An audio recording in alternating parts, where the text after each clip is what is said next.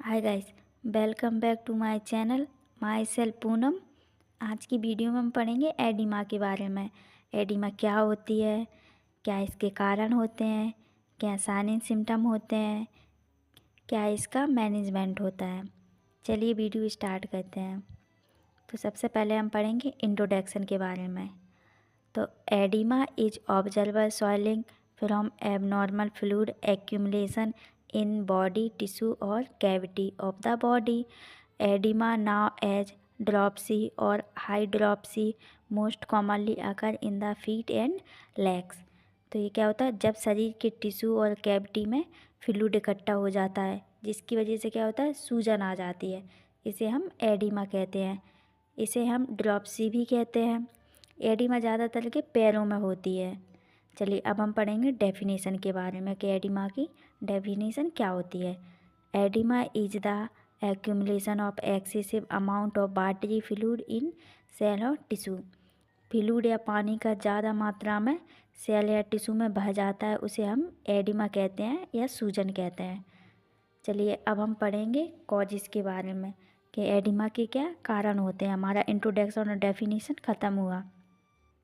सबसे पहला है किडनी डैमेज।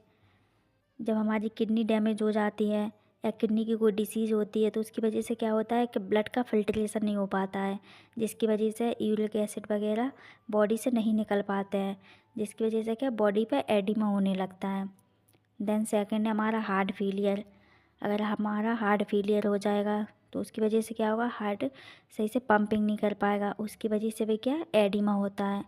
देन हमारा थर्ड है क्रॉनिक लंग्स डिसीज़। अगर लंग्स की कोई डिसीज़ है तो उसकी वजह से क्या होगा, गैस का एक्सचेंज नहीं हो पाएगा, जिसकी वजह से क्या होगा, इलेक्ट्रोलाइट इम्बैलेंस होगा, उसकी वजह से क्या सूजन आने लगती है। देन हमारा फोर्थ है लीवर डिसीज़। अगर लीवर की कोई बीमारी होगी तो उसकी वजह से क्या होगा, एल्बुमिन की कमी होगी, जिसकी वजह से क्या बॉडी पे एडिमा होने लगेगा। देन हमारा फिफ्थ है अर्थराइटिस।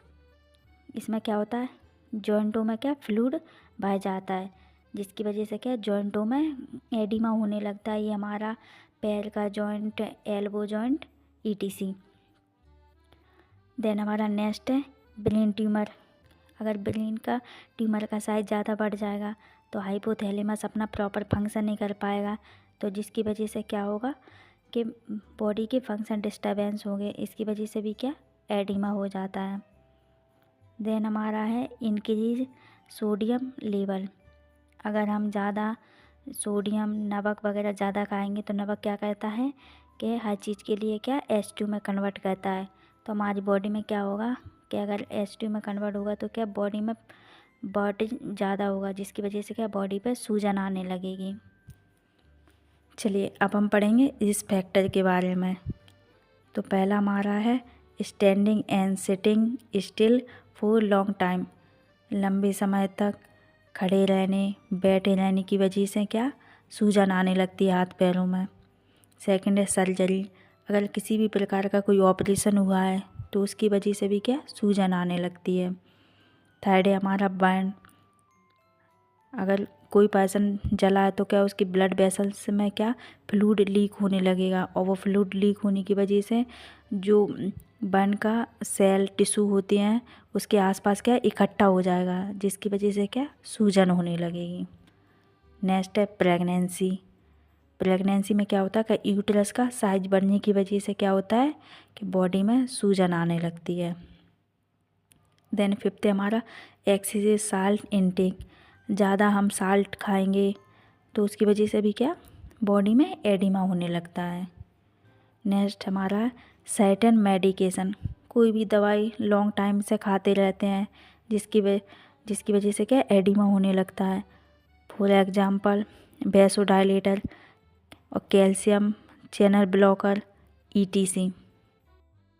चलिए अब हम पढ़ेंगे साइनस सिम्टम के बारे में कि एडिमा के क्या क्या साइनस सिम्टम होते हैं। तो सबसे पहले हमारा है सॉइलिंग ऑफ द स्किन। शरीर पे क्या हो जाएगी, सूजन आने लगेगी। Then puffing of the ankle, face और आई। एडिमा की वजह से क्या होगा, आँख और चीक्स पर क्या होगा, सूजन आने लगेगी। देन थर्ड है हमारा एचिंग बॉडी पार्ट्स। शरीर के पार्ट्सों में क्या होने लगेगा, दर्द होने लगेगा एडिमा की वजह से। अगर किसी व्यक्ति को एडिमा है तो क्या होगा, वेट गेन, उसका वजन बढ़ने लगेगा। देन अगर किसी पर्सन को क्या है एडिमा तो उसका क्या, उसको हाइपरटेंशन होने लगेगी, बीपी बढ़ेगा। देन है अगर किसी पेशेंट को एडिमा तो क्या होगा, एसाइटिस, इनकेज एब्डोमेन साइज, उसका एक्सेसिव फ्लूइड की वजह से क्या होगा, एब्डोमेन का साइज बढ़ जाएगा। नेक्स्ट अब हम पढ़ेंगे मेडिकल मैनेजमेंट के बारे में। पहला है हमारा डायलिटिक, इसका उपयोग शरीर से फ्लूइड को बाहर निकालने के लिए करते हैं। देन सेकंड है हमारा ब्रोंकोडायलेटर, इसका भी उपयोग हम एडिमा को कम करने के लिए करते हैं। देन थर्ड है हमारा ऑक्सीजन थेरेपी, ऑक्सीजन का उपयोग भी हम एडिमा को कम करने के लिए करते हैं। शरीर में प्रॉपर ऑक्सीजन पहुंचेगी तो क्या एडिमा कम होगा। देन फोर्थ है हमारा आईवी फ्लूइड रिप्लेसमेंट, इसमें हम क्या करते हैं, फ्लूइड का रिप्लेसमेंट करते हैं जिसकी वजह से क्या इलेक्ट्रोलाइट इम्बैलेंस नहीं हो। जैसे फॉर एग्जांपल के लिए एल्बुमिन, प्लाज्मा, प्रोटीन, ईटीसी, जिसकी वजह से क्या एडिमा नहीं हो। देन अब हम पढ़ेंगे नर्सिंग मैनेजमेंट के बारे में। एडिमा का क्या नर्सिंग मैनेजमेंट होता है। तो पहला है हमारा a patient is our weight to lose weight, तो जो पेशेंट का वेट बढ़ा है ना उसे हम वेट कम करने के लिए बोलेंगे।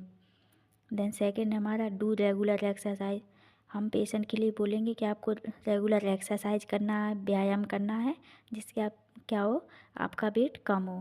देन थर्ड है हमारा डू नॉट सिट और स्टैंड फॉर लॉन्ग टाइम, हम पेशेंट के लिए बोलेंगे कि आपको ज़्यादा समय तक बैठे नहीं रहना है, खड़े नहीं रहना है, इसकी वजह से क्या एडिमा नहीं हो। चलिए आज की वीडियो में इतना ही, मिलते हैं अगली वीडियो में। इसमें अगर आपको कोई डाउट हो तो कमेंट करें, वीडियो को लाइक करें, शेयर करें, चैनल को सब्सक्राइब करें। Thank you.